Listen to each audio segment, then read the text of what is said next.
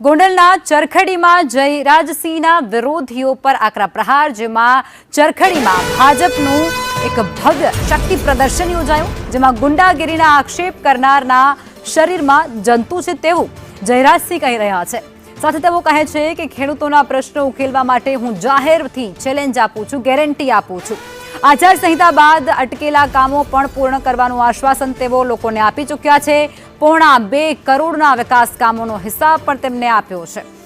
દરેક ઘરમાં gas connection પહોંચાડવાનો લક્ષ્યાંક પણ તેમના દ્વારા જાહેર મંચ પરથી આપી દેવાયો છે। મગફળીની રેકોર્ડ બ્રેક ખરીદી મુદ્દે પણ ગૌરવ તેમના દ્વારા વ્યક્ત કરાયો છે। અને ચૂંટણી પહેલા જયરાજસિંહ જાડેજાનો વિરોધીઓ સામે હુંકાર પણ અહીંથી સામે આવ્યો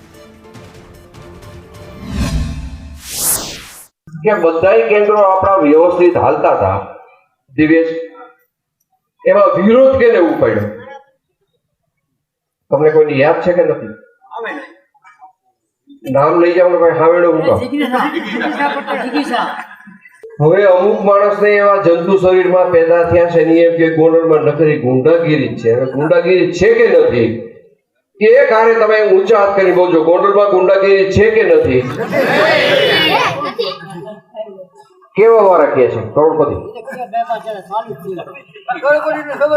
હવે જો હું ગોંડલમાં આ વાત કરવાનો છું, આ ગામમાં આ વાત